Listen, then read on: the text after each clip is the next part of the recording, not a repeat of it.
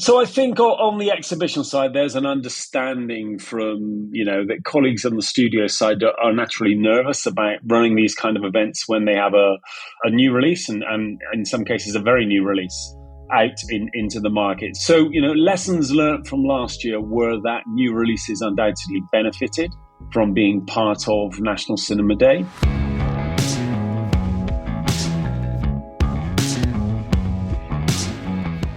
This is the Box Office Podcast. I'm Rebecca Pahle, Deputy Editor of Box Office Pro, the pulse of theatrical exhibition, joined here today by Russ Fischer of the Box Office Studios, which provides editorial content to movie theaters.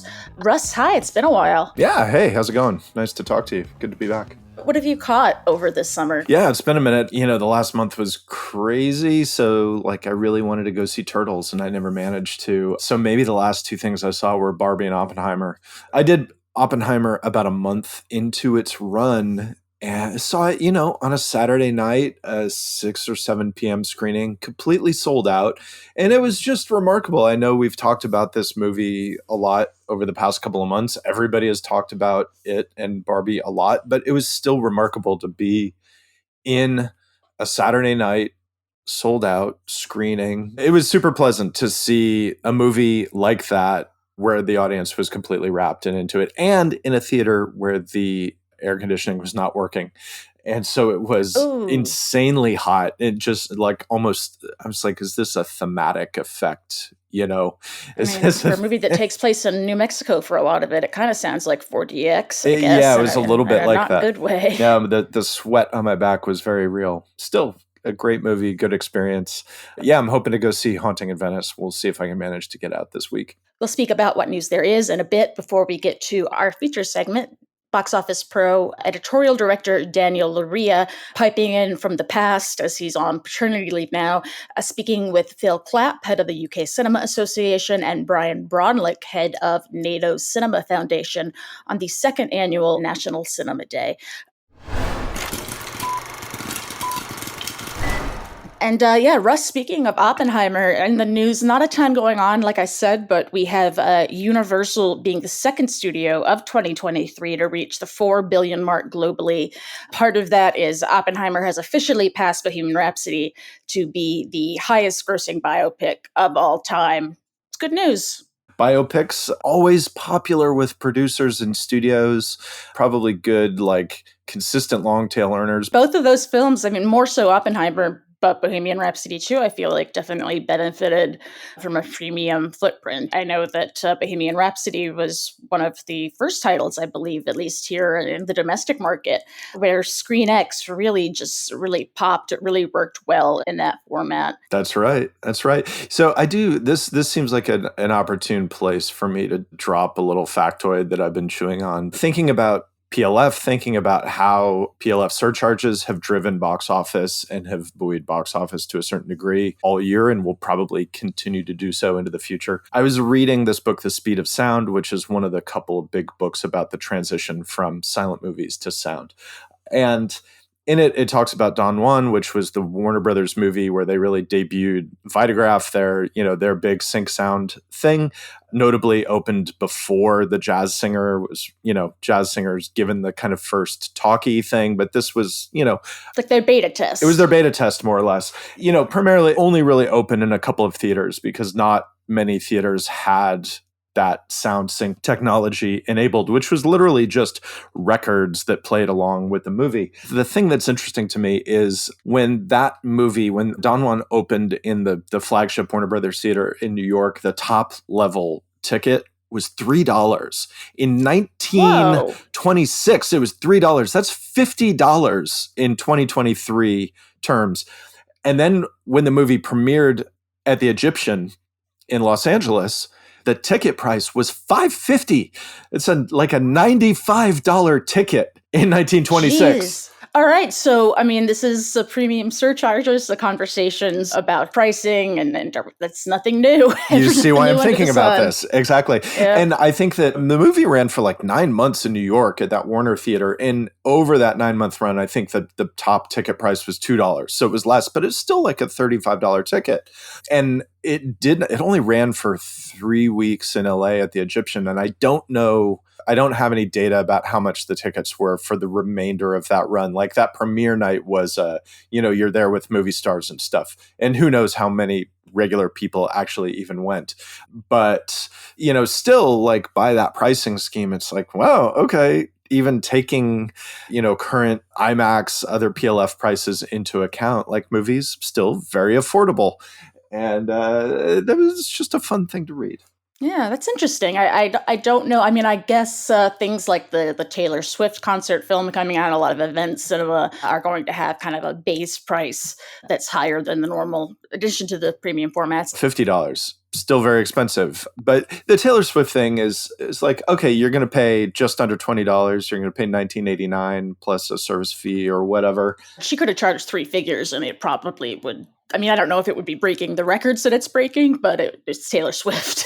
I mean, it being Taylor Swift, $19.89 is an obvious ticket price and a good choice for her. It's cute. I get it. And obviously that movie is going to be one of the biggest movies of the year. It's going to top out as probably the biggest independent release of 2023. I think the Taylor Swift movie is a great thing. I'm glad it's happening. I hope that those screenings are fun for fans. I hope that people feel like they can get up and maybe not behave exactly like they're at a movie because it's not exactly a movie. But shake it off a little bit, right? Yes, yeah, There we go. That's one of the few song titles I know of hers, and it just happened to be very appropriate.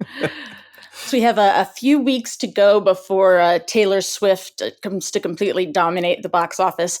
In the meantime, we had a pretty quiet week. Actually, we don't know at this point, as we're recording on Monday early afternoon, what the top grossing movie of the weekend was, because The Nun 2 in its second week and A Haunting in Venice in its first week are only 1.5% apart, according to estimates. So we can't even say, I don't think either one of them is technically ahead at this point until the Monday actuals come in. It's tied essentially at 14.7 million. Did you have a chance to see either of these films, Russ? I have not, sadly. No. I mean, I'm happy to see The Nun 2 holding. It's a consistent thing that we've seen with horror performing. It's a better hold than the first film, which is good to see. I mean, Haunting in Venice, too, that debuted, well, according to the estimates, 14.5 million for a global total of 37.2 million. I mean, that's one that, based on the promo, it looked like horror. That you definitely get the sense of like, oh, okay, the marketing is very geared towards horror. Is been a hot genre at the cinema for years now. It's September. It's time for horror at the movie theaters. I'm going to bring in our editor Chad here from behind the curtain, Oz style. You were able to catch a screening of A Haunting of Venice. Yeah, I caught a press screening about a week ago, and I feel like Branagh's finally been able to step outside of the shadow of previous adaptations. Film adaptations of Murder on the Orient Express and Death on the Nile. And unlike those previous two installments, he's also kind of moved away from the big over-the-top sweeping CGI train shots and the crocodiles in the Nile. And he makes good use of the palazzo as a really gothic interior. So I enjoyed it. I thought it was the best entry in the franchise so far. Yeah, I had a good time with Murder on the Orient Express. Death on the Nile was kind of one of those I don't really need it sort of experiences. But like you're saying, the aesthetic and the approach to Haunting in Venice appeals to me. I think adapting a book that has not been adapted many, many times, as Chad says, is a great idea. And while I haven't seen it, word of mouth has been generally very good. And I'm kind of impressed with how much people are talking about it, how positively they're talking about it. And that makes me wonder what the second week hold is going to be like. Are we going to see more people show up? Because in this case, I think word of mouth can help a lot. And so maybe that combined with the fact that it is a relatively slow period, your other big release is going to be Expendables. And that's, the Haunting in Venice and Expendables audience, not a huge crossover audience there. Maybe there's people who I think are primed to see the Branagh movie that didn't go see it this week, but who will respond to positive word of mouth. Yeah. I think one important thing to mention about it too is that unlike the straight horror that you're seeing in The Nun 2 or around the corner, The Exorcist Believer, this has that little bit of spooky season vibe without having to see a lot of gore or straight horror. So I think that appeals to a certain section of audiences. Yeah, I think that's a very good point to make. My mom is not going to go see The Nun 2, but she would probably really enjoy A Haunting in Venice and be like, oh, this is a fun kind of scary movie. But as someone who doesn't watch horror, that would probably appeal. We'll see what the second weekend holds. Look like check back in next Thursday when we'll have those numbers and we'll finally know which earned more money this past weekend, The Nun 2 or Haunting in Venice. Also out in cinemas over this past weekend, we had the first of a kind of 3-part release of Dumb Money from Sony.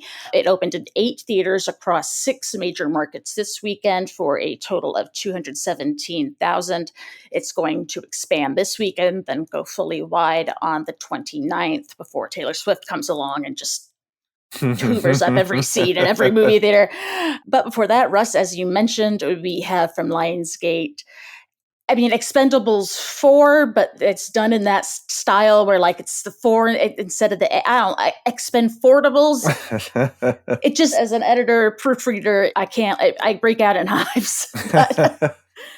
But we do have a prediction for that opening of 13 to 18 million, topping out at a predicted 31 to 45 million, which would put it right in line with the third one. We haven't seen the franchise reach the $100 million mark for the first one. It seems like the theatrical release for Expendables 4 is really just kind of a lead-in marketing to whatever long tail life it might have on other media in broadcast and streaming. So we'll see how it goes. We're looking at another probably quiet week next week, but that's not necessarily a bad thing. I feel like this time of year is always we need a little bit of time of mental recovery, I guess, before we get into the real meat of Halloween season, award season, Oscar season, and now Taylor Swift season too. So we also have coming up the remastered Stop Making Sense, which I hope people actually go to see because it's just such a wonderful concert movie. It's kind of neat that we've got that back to back with the Taylor Swift film. Well, that just broke a big record at TIFF, right? Of the highest grossing IMAX concert film. Yeah, because they did that preview event where they kind of live streamed the conversation by the reunited band, reunited on stage, famously years of acrimony between Tina Weymouth and David Byrne, and a lot of those people not talking for many years. So I think that held a lot of appeal. That was a big draw. So we'll see what happens with the movie in a more general release. It was the highest grossing IMAX live event of all time. A24 is putting it out exclusively on IMAX this coming weekend, and then in non-IMAX screenings the next weekend after that, September 29th. So Russ, thanks for joining us today. Chad, thanks for coming in with the pinch hit. You're the only one who saw one of the newly released movies this past weekend. I went to a Mets game, and it was disappointing. You had a primo classic Mets experience. I don't want to talk about it. Well, yeah, thanks to you both for joining us. And when we are back, we will be hearing from Daniel Loria in conversation with Phil Clapp of the UKCA and NATO and the Cinema Foundation's Bryan Braunlich, giving a recap of the performance of National Cinema Day's second year. Be right back. And we're back here on the Boxoffice Podcast with Bryan Braunlich, the executive director of the Cinema Foundation.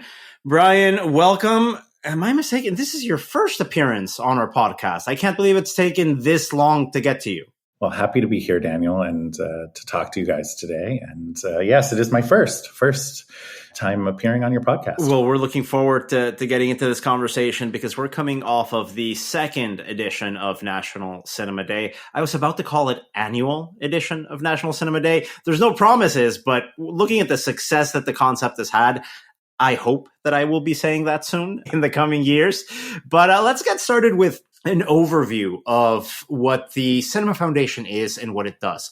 For our listeners that might not be completely up to date on what the history of the Cinema Foundation is, could you give us a quick overview of the organization and some of your activities? Yeah, so the Cinema Foundation is a nonprofit foundation off of the arm of National Association of Theater Owners. And we are here as an all-body industry group to advance moviegoing.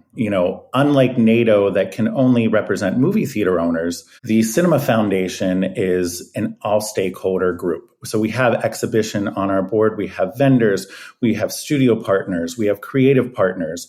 Everyone that cares about the theatrical experience and promoting moviegoing and investment in moviegoing, that's what the foundation is here to do. And, our crown jewel, I guess, that we're going to talk about today is National Cinema Day. And it really is an all-industry effort to put on a day like this and to, get with our partners and figure out what is the best route moving forward. You started off by saying, I hope this is an annual event. We hope so too.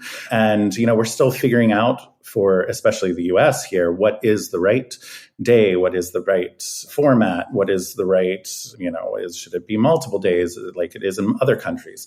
Should it be multiple times a year? I think those questions are still to be had, but yeah, we're here to do all of that wonderful stuff. Well, I think it's so important that you bring up the fact that the Cinema Foundation differs from the National Association of Theater Owners because NATO is there primarily, as its name suggests, as a trade group representing the interests of movie theater owners and operators.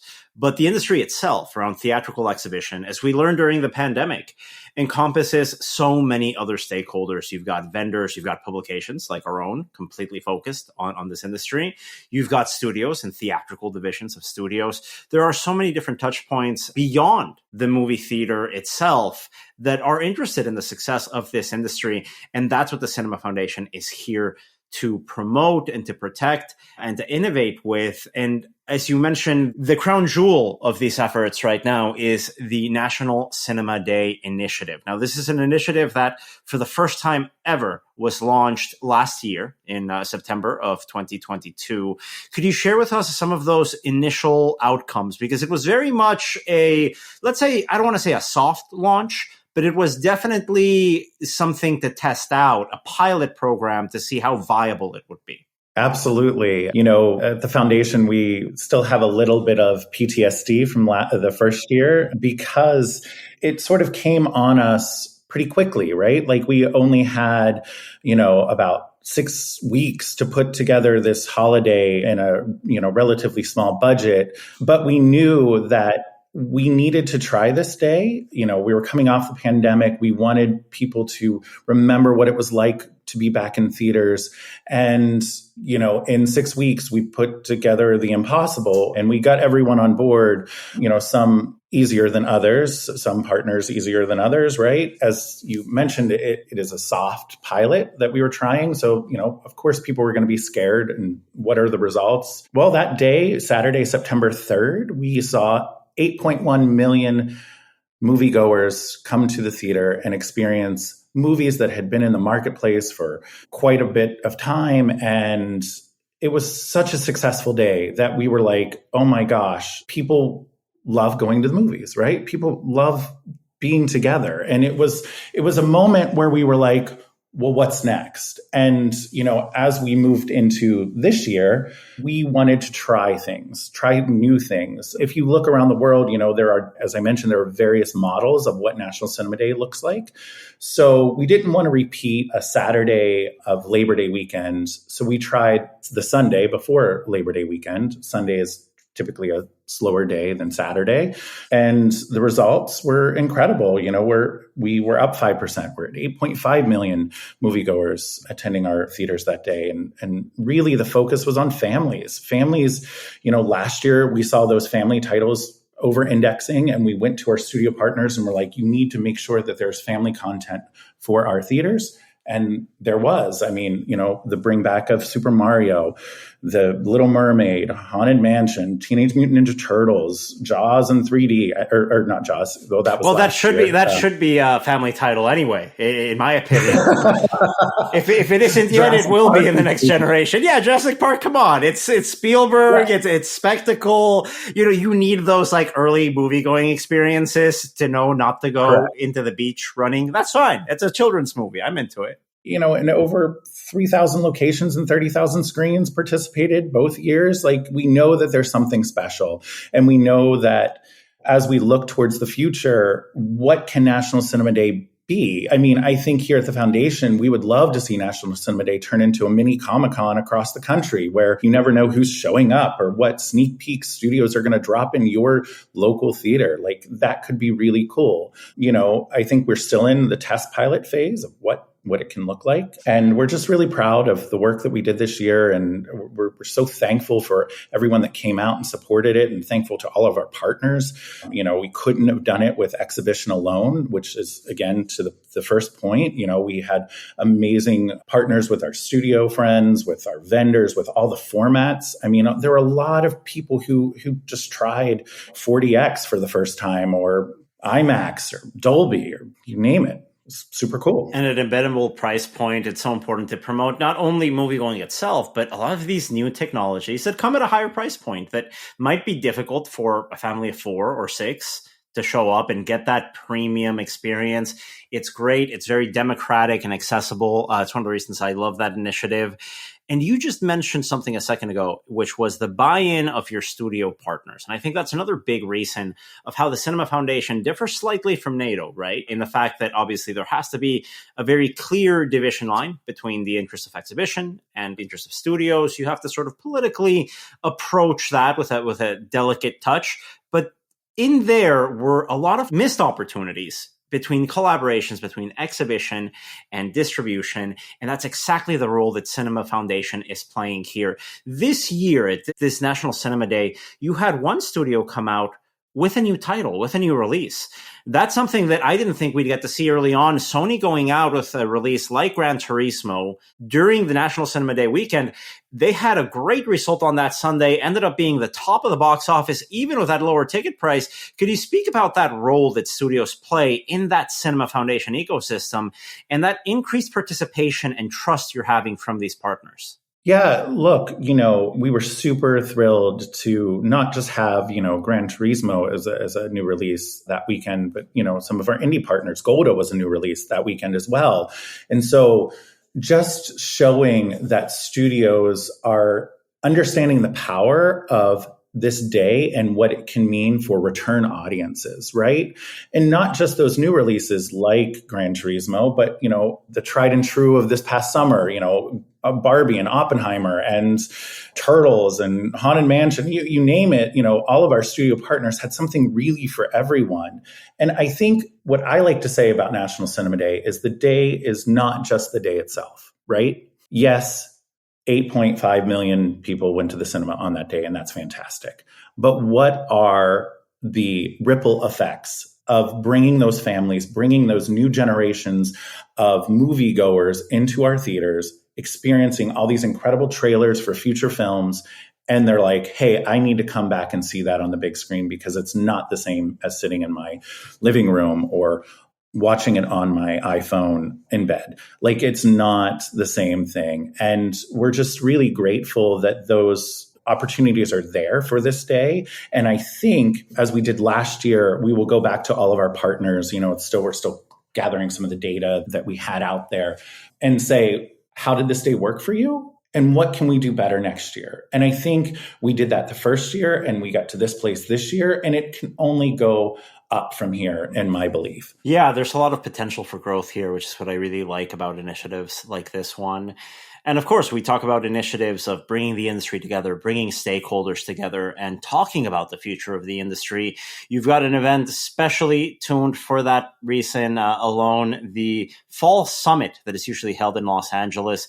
That's coming up in early October, if I'm not mistaken. Yes, it's coming up. And then this is the second year that the Cinema Foundation will take over its programming on the educational day, which is the last day. And we've really, we have a number of pillars at the foundation, looking into data and research and cinema careers and movie-going promotion. And there's something really that we like to highlight about what is great about the future of exhibition, right? Like, how can we use the data and research that we're doing from National Cinema Day or that we did on the State of the Industry report to help theaters and the whole ecosystem of, the movie-going experience work for everyone? And so we're really excited seeing everyone. It's a great time, and it's a busy time for the foundation, but we're excited to see everyone there. And that was Bryan Braunlich from NATO Cinema Foundation speaking about the National Cinema Day initiative that they launched along with the upcoming edition of the Fall Summit.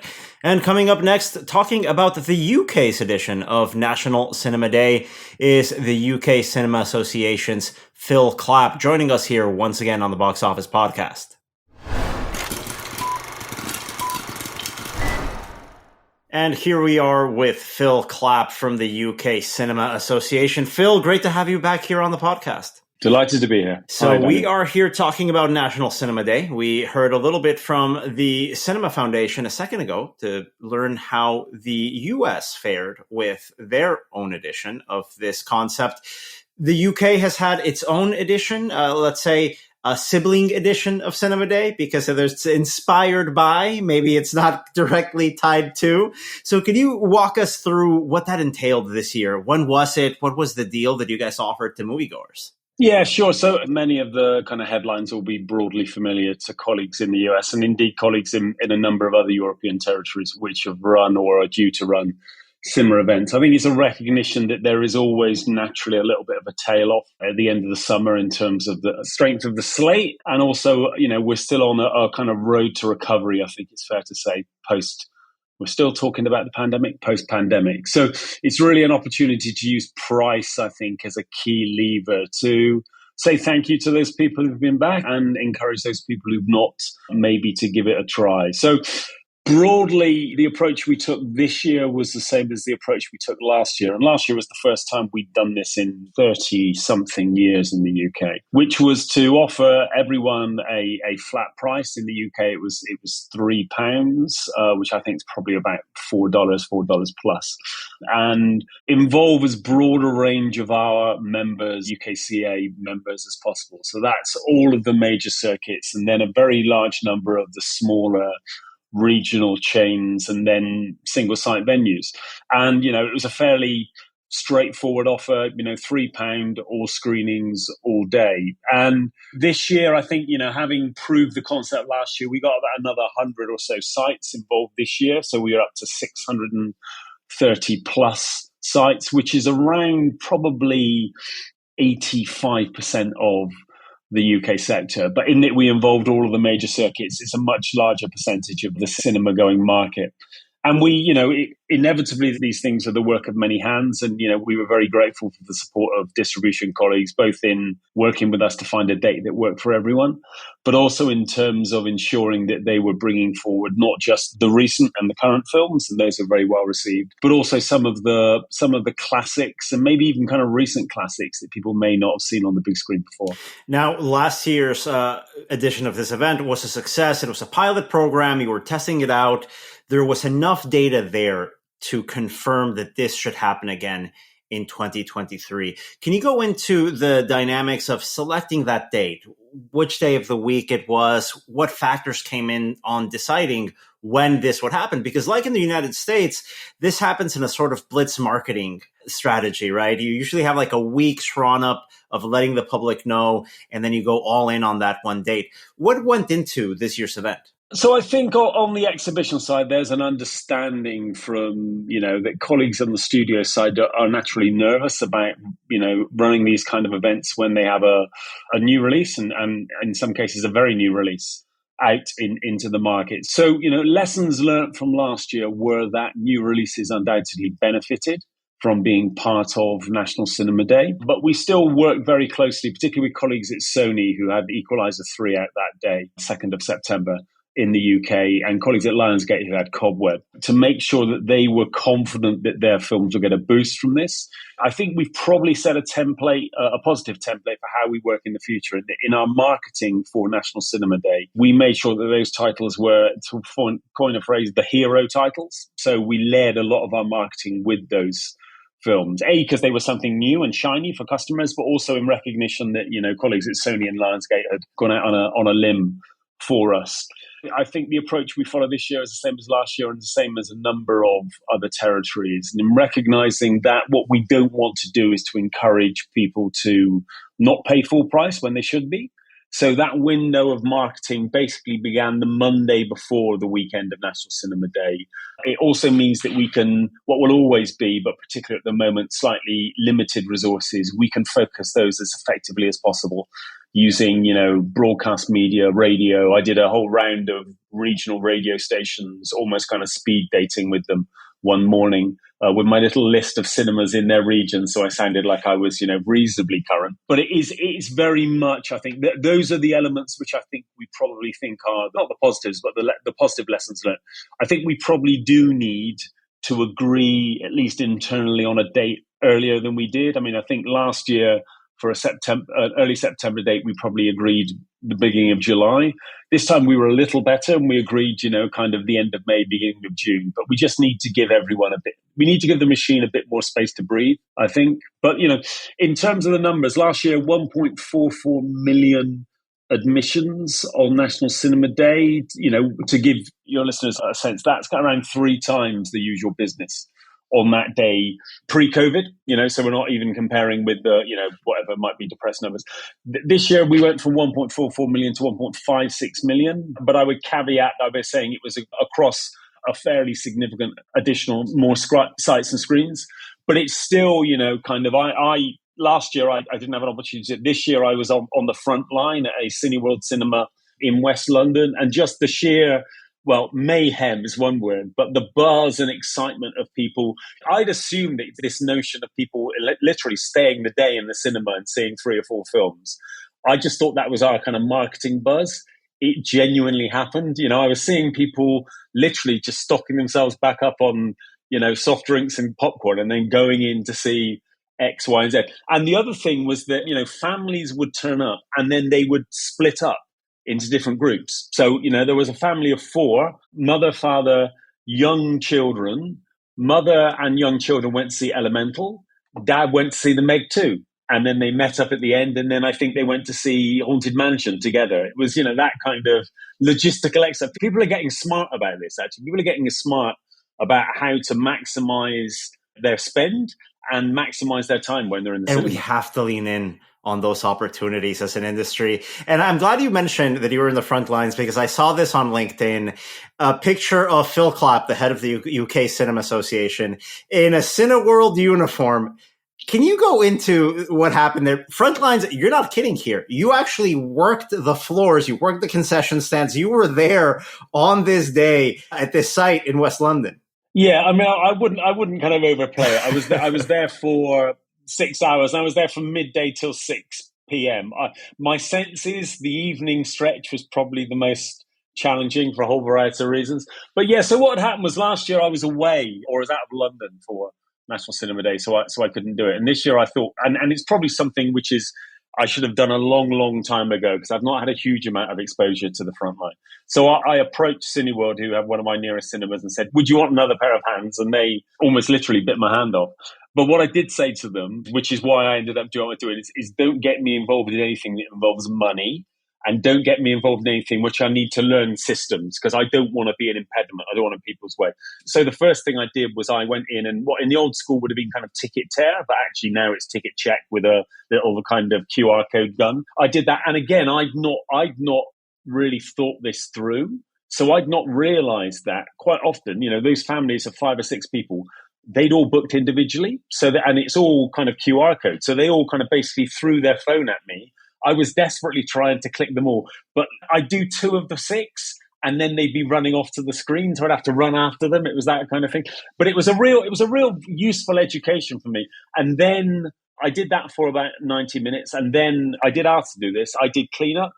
And that, again, was a real eye-opener in terms of the pressure, particularly on those kind of days that everyone's under to get the screen clean, get out, get audiences in. But also, and I kind of knew how messy people are. I mean, just... Yeah, it's an important experience. The things I've seen. Yeah, no, absolutely. And that's an open invitation, if not a challenge, to our colleagues in this industry, vendors, even our friends over at National Association of Theater Owners. Reach out to your local cinemas. If once this happens next year, I would love to see, even our colleagues in the studios, I would love to see that. A lot of us going in there, offering our time to help out, our floor staff in these cinemas that really make this industry run on a day-to-day, really an hour-to-hour basis, I think, as you learned, Phil, at this year's event. I want to ask you about some of the themes, some of the trends and the data that we've seen this year, because in the US, we saw that family titles performed once again exceptionally well. We saw that last year, even titles that had come out earlier in the summer come back, some re-releases. What were some of the main trends data-wise at National Cinema Day in the UK this year? So what are we, a couple of weeks after? So we're still kind of working our way through the kind of the key data, and we'll continue to track, and we did this last year, the kind of return of cohorts of people, the extent to which it, not just got them into the cinema on the day, but is encouraging them to come back. I mean, and I'm sure this was true in a number of other territories, unavoidably Barbie and Oppenheimer, were amongst the films that dominated. Equalizer, as I say, Equalizer 3, which was released on that weekend, did very, very well. Teenage Mutant Ninja Turtles, some of the more family stuff like Elemental and Haunted Mansion. The Meg 2 also did very well, but we also, and I'm not sure how widespread this was, that weekend also coincidentally coincided with the re-release of the original, and I think we all agree best, Jurassic Park. So that was probably, last year we had Jaws and E.T. were the 2 big kind of classic films which featured in the mix. This year, Jurassic Park didn't quite knock them out of the park, but was, again, the big feature. But you're right, and just from my entirely anecdotal experience of being at the cinema on the day, but looking at numbers, it's a family day out. I mean, you understand, although cinema operators try to keep prices as reasonable as possible, if you've got a family of 2 or 3 kids and you're going to the cinema, it is an expense. And so the ability to do that and worry less about the ticket price and hopefully load more onto the popcorn and the sodas is undoubtedly a positive. It's great to see that. And it's great to see those numbers and the fact that our studio colleagues are seeing from the data itself that even new releases can really benefit from this bump. We had a title like Gran Turismo in North America come out that weekend. You mentioned Equalizer 3, among other titles in the UK. And when we go to those re-releases, I'm going to make you feel old for a second, Phil. I know I do this quite a bit when we socialize, but I'm going to do this right now. 30th anniversary for the Jurassic Park re-release. In 1993, when Jurassic Park came out, what was having a 30-year anniversary? From Russia with Love. So the way we looked back on Russia with Love in 1993, that's the way we're looking back now on something like Jurassic Park. It seems like yesterday. Yeah, I mentioned it. I did a number of kind of local radio station thing. And, they follow a familiar format in terms of tell us about the thing. But a couple of them asked me of my first cinema experience. And I was that feeling old thing. I was very conscious that as I started talking about the fact my first cinema experience was seeing the Aristocats, literally a number of the people I saw did not have a clue what I was talking about. That's a classic. This was, Come on, that's a classic. No, seriously, it is. No, absolutely. But, I think, who's to say that in 30 years' time, someone doing my job won't be talking about the 30th anniversary of the Meg 2? Who's to say? Well, yeah, I have no doubt that the Meg 2 is going to have a long, long shelf life in all our memories. Let's look forward to the impact of days like this, because this is not as simple as a fire sale, right? A one-day sale just to get as many people through the door. There's a long-term strategy behind advertising moments like this on the calendar. What's on your mind in setting up the UK's National Cinema Day in this regard? So when we ran the event last year, we tracked both the number of people coming on the day who were first-time returners, and that was around 45 to 50% of people. So that's first-time returners since May 21, which is when cinemas in the UK were allowed to reopen fully following the pandemic. This time round, as you'd imagine, that percentage is smaller. We think it's around 20 to 25%, which is still probably surprisingly high, considering, how far we are now with that in the rearview mirror. But we are doing what we did last time, which is doing some longitudinal tracking of cohorts of customers where we have the, kind of the CRM data for them, which tends to be for the larger operators, but not exclusively. Last time we found it did, National Cinema Day, as you say, it would have limited value if it was a fire sale, if we were just getting people in purely to respond to the price signals. But last year, I think we probably saw around kind of 40-45% of those people who went for National Cinema Day had returned within 3 months to that same site to see another film. We're going to do a similar sort of tracking this year, and I think what we need to do is start to when we have one cohort from one year and one cohort for the next, set them alongside each other and try and work out what the differentiators are and what we've done to get the people back and what we've done or what we've not done to get the people not back, etc. So it becomes much more of a kind of long-term impact, enjoyable and impactful though the day itself is. Well, that's why we have these special days on the calendar to make sure that we can track audiences, we can see what is important to them. Maybe it's price sensitivity, maybe it's coming in for specific genre, number of frequency. Phil, thank you so much for joining us once again here on the Box Office Podcast. Thank you for listening to this week's episode of the Box Office Podcast, and thank you once again to Phil Clapp of the UKCA and Bryan Braunlich of NATO's Cinema Foundation for their insights in this episode. The Box Office Podcast is co-produced by Box Office Pro, the Box Office Company, and Record Edit Podcast. Tune in next Thursday for a new episode.